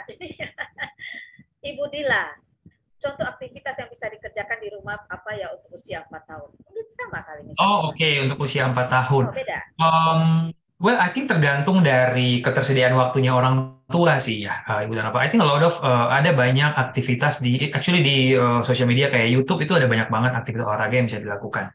Kembali lagi yang akan saya highlight sebenarnya pentingnya adalah aktivitas olahraganya itu harus sesuatu yang mereka contohkan, entah itu dari video atau dari orang tua, karena sistem mencontohkannya itu yang akan men-trigger si motor planningnya. Jadi bukan gerakan sembarangan aja, gitu ya. Jadi harus mencontohkan, ada contohnya. Gitu. Nah, itu yang pertama. Kemudian contoh-contoh gerakannya, Ibu dan Bapak, yang penting dibuat sekompleks mungkin. Jadi biasanya gerakannya itu selalu ada urutannya. Right? Think about untuk usia 4 tahun segampang jumping jack deh contohnya. Right? Jumping jack is a good option. Right? Lakuin aja jumping jack setiap hari 30 jumping jack misalnya. Kalau jumping jack yang biasa itu udah bisa, sekarang kombinasikan dengan jumping jack tapi tangannya di depan, naik ke atas gitu. right? Kalau jumping jack udah bisa, kakinya sekarang ke depan ke belakang. Just simple thing seperti itu, Ibu dan Bapak. Yang penting ada orang yang mencontohkan, ini untuk 4 tahun ya. Ada orang yang mencontohkan, dan gerakan yang dicontohkannya itu semakin lama, semakin panjang, dan semakin kompleks. Itu yang paling penting. Terima kasih. Semoga terjawab ya, Semoga Amelia. terjawab ya, Ibu Iya. Lila. Saya lanjut, Ibu Sri Mama Gadi. Apakah motor planning di Brainfit dapat diterapkan kepada anak autis? Oh, good question, Ibu. Oh, yes, bisa, Ibu. Pada dasarnya brain training adalah untuk melatih otak ya. Jadi apapun kondisinya, entah ada diagnosa ataupun tidak, itu bisa benefit dari brain training. Selama anaknya bisa mengikuti arahan, mencontohkan gerakan, udah bisa ngikutin brain training. Gitu. Saat ini pun juga I think about 20% of our student itu somewhere in the spectrum. Ya, yang penting mereka udah bisa ikutin gerakannya, udah bisa ikutin arahannya, mereka bisa benefit. Nah, gitu. Kayak gitu ya. Jadi maksudnya mereka memahami instruksi sederhana, walaupun mereka belum verbal, walaupun mereka belum bicara, bisa. Betul. Asal bisa Betul mengikuti sekali. instruksi sederhana Betul. dan Betul mencontohkan sekali. gerakan. Dan mencontohkan gerakannya, betul, betul. Kalaupun misalnya mencontohkannya ada kesulitan, tapi nggak terlalu besar kesulitannya, mungkin nanti coachnya kita bisa kasih arahan secara fisik ya, kita sebutnya physical prompt, tangannya mungkin dipegangin sedikit, nanti pelan-pelan dilepas, bisa seperti itu. Yang penting anaknya sudah bisa mengikuti arahan sederhana aja, nggak perlu yang kompleks-kompleks, bisa sederhana aja, udah bisa ikutan. Oke, kemudian Ibu Susmi Hayati, apakah bagian yang kurang pada anak jika anak sudah bisa verbal, tapi saat marah masih suka mencubit dan memukul? Jadi anaknya sudah verbal, tapi lagi marah dia mencubit dan mukul. Oke, ini juga contoh yang good question ya, Ibu Bapak. So, kalau kita ngomongin soal perkembangan otak, Ibu Bapak tadi terutama di bagian motorik yang berkaitan dengan komunikasi ya. Ini bukan hitam dan putih, Ibu Bapak. Jadi bukan berarti ada anak yang motoriknya sudah bagus berarti komunikasinya pasti bagus gitu ya, atau kebalikannya enggak. Tapi biasanya ada di spektrumnya juga gitu ya. Ada anak-anak yang memang benar motoriknya sudah bagus sehingga verbalnya sudah cukup baik, tapi sebenarnya belum cukup kuat perkembangan motoriknya, perkembangan otaknya. Nah, perkembangan otak ini orang tua bisa bayangkan seperti otot.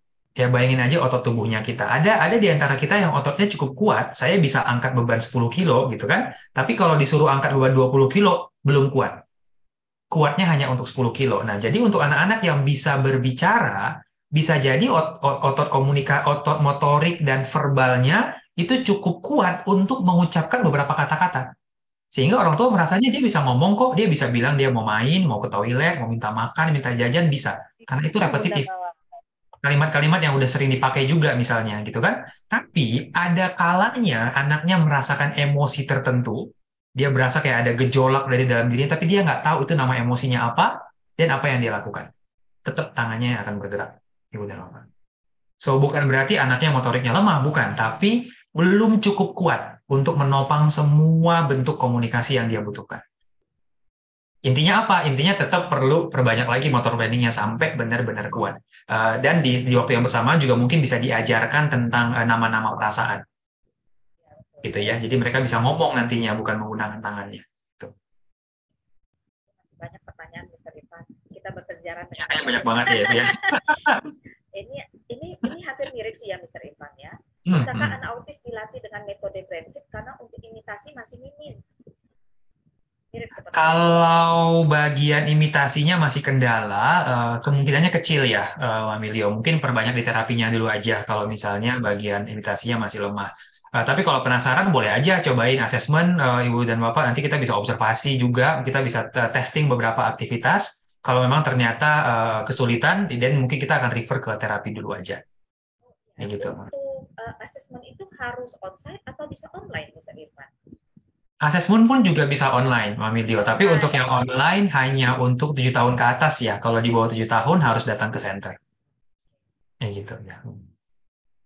Ibu Angelia Riki, apa bedanya dengan sensori integrasi? Tampaknya brain training menggabungkan sensori integrasi dengan terapi wicara. Oke, good question Ibu. Saya share-nya pakai ini ya, pakai diagram lagi ya. Saya ganti layar lagi. Oke, ini ya. So ini adalah mungkin ada beberapa orang tua yang sudah familiar dengan ininya. Ini adalah piramid perkembangan skillnya anak-anak ya, pyramid of skill namanya. Oke. Nah, yang jadi di dasar perkembangan anak-anak kita itu ada perkembangan sensori dan motorik. Udah apa ini dia yang paling bawah ini. Ini sensori, ini motorik, kemudian di atasnya adalah bagian persepsi dan decision making-nya anak-anak. Oke, ya. Nah, yang di-tackle oleh terapi itu biasanya bagian sensorinya. Biasanya seperti itu ya. Mereka men-tackle bagian si sensorinya aja gitu. That's why terapi is a very good option untuk anak-anak yang benar-benar komunikasi sensori dan otaknya belum terjadi dengan lancar. So terapi is a good option. Tapi at some point ketika terapisnya merasa oh ini goalnya udah tercapai, anaknya udah oke banget, dan idealnya naik ke level berikutnya which is brain training. Karena di brain training kita mengcovernya semua area ini plus beberapa di bagian sensorinya. Lebih kurang ranahnya seperti itu, Ibu dan Bapak. Ya. Jadi dari pengalaman kita, apakah brain training mirip seperti terapi? Enggak. Kelihatannya mungkin mirip, tapi di dalamnya instruksinya, spesifik goal-nya itu berbeda sebetulnya. Karena memang ranahnya pun juga berbeda. Ada sedikit overlapping, tapi hampir semuanya itu berbeda sebetulnya. So kebanyakan anak-anak yang datang ke BrainFit, kalau memang butuh terapi, biasanya terapinya sudah berjalan terlebih dahulu. Jadi sekarang jalannya barengan dengan BrainFit, atau ada anak-anak yang selesaiin dulu terapinya, baru ke BrainFit. Ibu Anjeli mau open mic? Terima kasih, Mama Leo. Halo malam, Mister. Mau tanya singkat aja sih. Jadi, kalau misalnya anak ini udah mengikuti SI gitu ya, SI dan TW dan PR-nya adalah pengulangan. Biasanya kan kalau untuk anak saya autistik. Jadi untuk anak-anak autistik ini kan mereka butuh repetisi ya, konsistensi, repetisi, maksudnya hal yang diulang dan hingga akhirnya nempel ke sanubari gitu ya. Hingga itu menjadi satu pola dalam kehidupannya dia. Nah, pertanyaannya apakah ketika repetisi itu diulang dan kemudian anak ini butuh challenge, kan kayak manusia pada umumnya ya, kalau misalnya kita udah nyampe di satu titik, kita perlu men-challenge diri kita agar meng-upgrade skill. Nah, pertanyaan saya adalah apakah ini bisa naik ke BrainFit training tadi? Nah, atau adakah contoh nih yang meyakinkan orang tua atau parent di rumah, kayaknya anak saya perlu nih upgrade skill karena mungkin beberapa SI, beberapa poin dia masih PR gitu, masih kayak bahasa planet ini backgroundnya mungkin dia dengernya ada bahasa planet yang hanya dia dan Tuhan aja yang ngerti, tapi maksudnya kalau diajakin ngomong dia akan ngejawab. Dan di beberapa hal kalau dia main sendiri itu kita perhatiin dia bisa mengambil keputusan atau beranalisanya jalan gitu, dan fantasinya tuh ada gitu yang di luar dari apa yang kita pikirkan ya gitu sih, Mister. Poinnya apa Bu Angel ya? Kenapa? Poinnya apa? Jadi maksudnya gimana caranya kita tahu bahwa ini anak kita butuh upgrade skill gitu. Silakan, Mr. Oh, oke, ya. I think ini mungkin saya jawabnya yang broad-nya dulu ya, Ibu, yang melebarnya dulu gitu ya. Secara umum, yang namanya skill benar banget tadi yang Ibu sampaikan harus selalu di-update. Memang benar, ada beberapa skill yang butuh repetisi. Otak kita memang belajarnya seperti itu. Ini terjadi sama semua anak sebetulnya ya.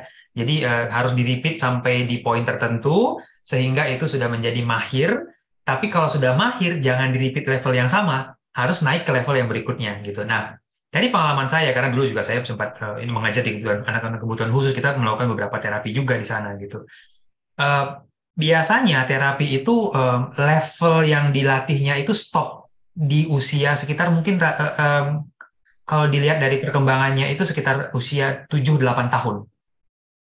Setaranya. Itu akan stop di situ.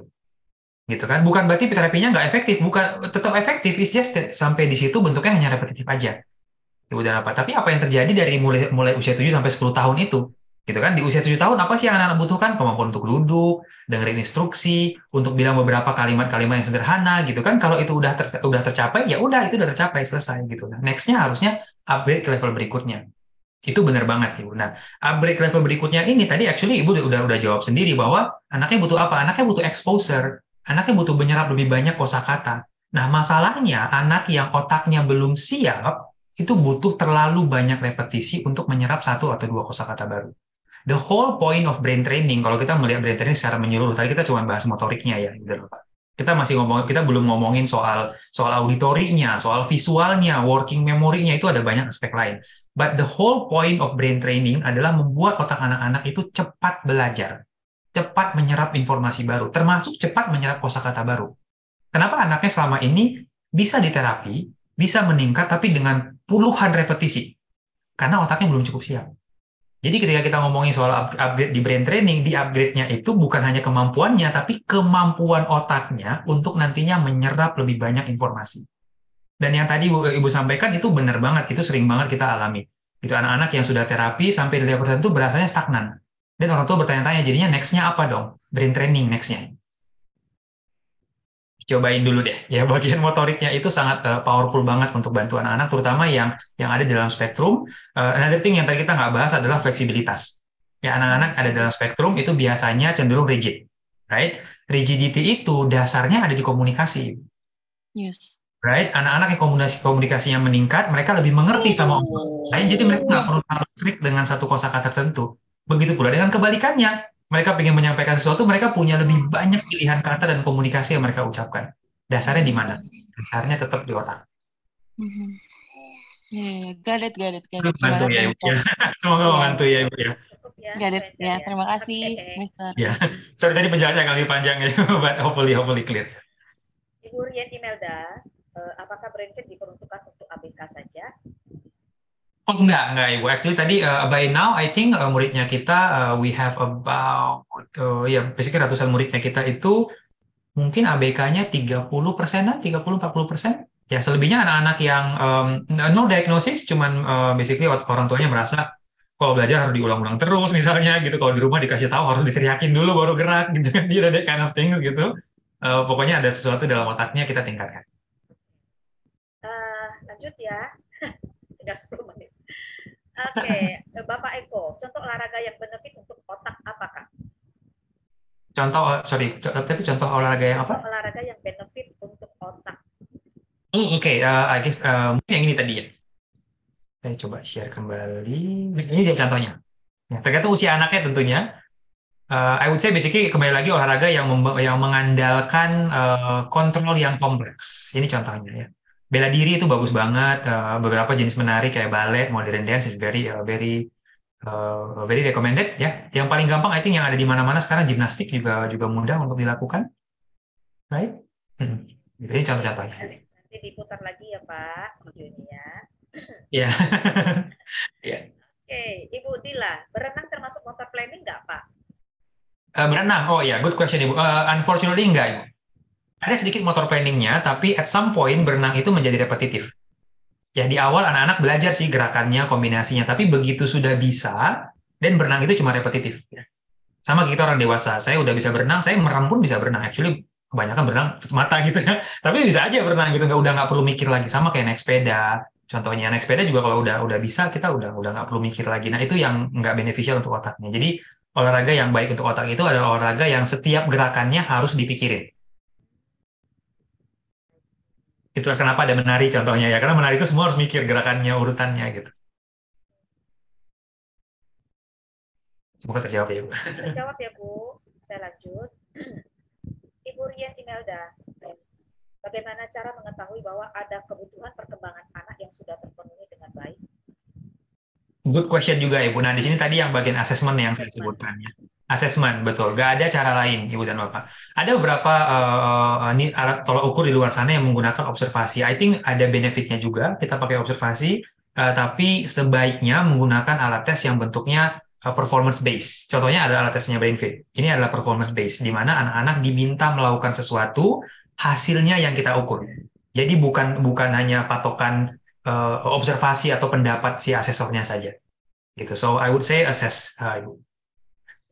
Contohnya ada tesnya BrainFit yang mengukur semua kemampuan otaknya. Kita bisa menemukan kalau memang udah bagus ya udah bagus, bisa diasah lebih jauh. Tapi kalau ada yang kurang kita bisa cari solusinya. Jangan asal berasumsi, tapi dia asesmen. Betul. Jangan berasumsi. Ya. Saya lanjut ya Pak. Dari Ibu Intan Dias, bela diri sebelum usia sekolah apakah bisa meningkatkan motor planning? Bela diri sebelum usia sekolah ya. Yes, bisa Ibu. Ya, di usia berapapun sebenarnya bela diri bagus, cuman kembali lagi ke kesiapan anaknya aja ya. Kalau sebelum usia sekolah mungkin berarti 5-6 tahun, kalau anaknya udah siap ya, definitely bisa dilakukan. Cuman mungkin dibatasin kali ya jenis-jenis gerakannya, karena ada beberapa join-join mereka yang belum sempurna. Takutnya kalau terlalu banyak hentakan yang terjadi itu juga nggak baik untuk perkembangan fisiknya mereka. Jadi ada beberapa yang bisa dilakukan, tapi mungkin dihindari sesuatu yang bentuknya high impact. Kayak gitu ya. Pak Eko Rahmat, aktivitas motor planning, salah satu bentuk kegiatannya dalam training unit, berarti harus ada unsur kognitifnya ya Kak? Seperti tadi videonya lompat-lompat tapi menyesuaikan warna. Betul, betul banget. Itu yang membuat otaknya bekerja keras ya, Mamilio ya. Jadi bukan cuma lompat-lompat, tapi lompatnya sambil mikir tadi ya. Iya. Benar. Betul, Bukan betul. hanya lompat-lompat saja ya. Betul, Oke. betul gitu.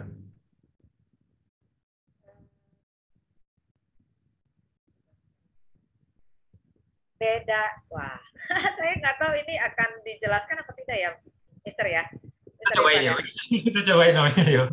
Soalnya ini berhubungan dengan beda yang mendasar pada terapi SI, brain fit, dan brain gym. Mohon penjelasannya singkat. Oh, well kebetulan saya udah pernah melakukan tiga-tiganya Ibu, so I can answer those three gitu. I think kembali lagi SI itu dasar ya. So SI itu dasar banget. Dari pengalaman saya, brain gym, I'm not sure apakah saya dulu ngalaminnya full banget atau enggak, could be affected by limitednya saya gitu. Tapi yang dari pengalaman saya, dulu saya pernah melakukan untuk beberapa murid-muridnya saya di waktu di sekolah ABK. Brain gym lebih repetitif. Jadi, I think jadinya SI itu yang sensorinya, ya, kalau misalnya saya bisa tadi dasarnya apa, based on my experience, SI itu dasarnya, brain gym itu lebih tinggi dikit dari SI, tapi bentuknya repetitif. It's very good untuk anak-anak yang masih belajar banget soal motor planning, tadi soal koordinasi, kayak gitu kan. Tapi at some point, yang punya lebih banyak ranah levelnya, itu adalah brain training. So, kembali lagi, I think tiga-tiganya bagus, kembali lagi tergantung dari kebutuhan anaknya. Kalau masih dasar banget, I think SI bagus, tapi udah lebih tinggi dikit, mungkin digabung sama brain gym boleh, tapi at some point, kalau orang tua merasa kayaknya semua udah tercapai, but I need more, anaknya mau lebih lagi, dan brain training mungkin akan lebih beneficial dalam jangka panjangnya. Karena program kita itu bisa terus berlanjut sampai usia dewasa sekalipun. Kayak gitu. Oke, semoga terjawab ya. Ya. Ini Ibu Rafika sih sebenarnya ini hampir sudah hampir sama seperti dijelaskan tadi sih. Bagaimana dengan anak yang menderita ASD? Apakah perlakuannya sama dengan yang dijelaskan tadi? Mungkin apakah mengajar anak ASD dengan anak tipikal itu sama atau beda? Seperti itu. Right. I think kalau anak-anak yang ASD tergantung dari levelnya juga mungkin ya. Ada anak ASD yang lebih mild, yang sebenarnya bisa komunikasi dengan biasa aja. Jadi kita biasanya masukin mereka di kelas yang grup aja, jadi nggak ada perbedaan gitu. Tapi ada beberapa anak-anak yang mungkin butuh kelas yang one-on-one, lebih personal, karena mungkin cara komunikasinya berbeda, cara mereka mengekspresikan diri mereka juga masih berbeda. Jadi mungkin aja akan ada treatment yang berbeda. Kalau itu yang dibutuhkan, kita akan buatkan adjustment yang dibutuhkan. Gitu. Ibu Eli, apakah kemampuan motorik anak berpengaruh kepada executive function-nya? Executive function ini bisa distimulasikah? Bisa banget Ibu. Kita punya program yang khusus untuk melatih executive function ya. Actually itu adalah salah satu modul program yang kita lagi kembangkan terus selama I think 2-3 tahun belakangan ini. So, kita punya program khusus executive function. Apakah motor planning berhubungan sama executive function? Yes, hubungannya. Ya udah apa? Ya executive function itu kan kind of like higher level skill. Kalau motor planning itu adalah lower level skill. Ibaratnya tadi kita punya pyramid of skill gitu ya. Si motor planning itu dasarnya. Tanpa motor planning yang kuat, biasanya ada beberapa anak-anak yang executive function-nya pun eksekusinya belum tentu benar. Belum tentu sesuai dengan harapan kita. Kayak gitu. Ini begini ya Bu, Pak. Saya lihat kan pertanyaannya masih banyak. Waktunya tinggal 2 menit. Mr. Evan berkenan nggak ya kalau misalnya nanti mereka kirim ke saya pertanyaan ke grup, lalu saya mungkin menyampaikan bertanya kepada Mr. Evan apakah bersedia menjawab? Boleh ya, di email aja nanti masih banyak sekali. Iya, saya masih lihat ini masih banyak banget ya. Banyak sekali. Mr. Irfan, bagaimana caranya? Ini dari Ibu Helzia Rozi. Untuk yang Sure. saya belum bacakan pertanyaannya, nanti tolong di WA saja ya, di grup ya. Ini dari Ibu Helzia Rozi. Mr. Irfan, bagaimana caranya jika orang tua ingin belajar brain gym lebih dalam lagi? Apakah BrainFit ada buka kelas pelatihan untuk orang tua saja? Jadi orang tuanya mau belajar. Ini lain lagi nih. Saat ini sayangnya belum ada, Ibu. Ya, kita belum ada. Tapi kalau misalnya orang tua ikut program BrainFit, kita tentunya akan membekali orang tua dengan beberapa informasi supaya bisa menjalankan programnya. Tapi kalau kelas khusus untuk orang tua, sayangnya belum ada, Ibu. Sorry, saat ini belum ada. Oke, saya harus akhiri dulu ya webinarnya. Sudah jam 9 tepat, karena saya juga janji kepada Mr. Irfan selesainya jam 9. Untuk pertanyaan yang belum sempat terjawab, nanti kirim ke saya by WA group ya. Nanti saya biar tanyakan kepada Mr. Irfan. Boleh banget, Mami Lio. Ya, nanti kita aja respon satu persatu lewat WhatsApp atau lewat email ya. Ini nanti jangan lupa nonton lagi videonya ya. Soalnya di sana kan juga ada nomor WA dari BrainFit. Jadi bisa hubungi mereka untuk asesmen atau untuk apa. Intinya jangan mengira-ngira, jangan berasumsi. Kita harus asesmen. Karena saya sendiri posisinya juga saya saat ini sedang mau mengasesmen anak saya nih. Karena supaya saya sudah sekarang 1 minggu ini sebenarnya saya sudah nyari tempat untuk mengasesmen anak saya untuk mengetahui posisinya di mana supaya saya nggak tiap hari asal ngajar ini ngajar itu tapi nggak jelas gitu, biar saya bisa tahu posisinya di mana. Gitu. Oke, terima kasih ya Mr. Irfan sudah bersedia. Terima kasih Mami Lio, terima kasih semuanya Ibu dan Bapak, semoga informasinya berguna ya. Enjoy your weekend. Bye. Bye, sehat semuanya. Makasih Mam Lio, makasih Sama-sama. Mr. Irfan. Makasih. Bermanfaat sekali. Ya, nanti tulis chatnya ya. Iya. Terima kasih, Makasih, Mami Mami. Leo. Thank you semuanya. Saya out ya Pak. Oke, terima kasih. Wow.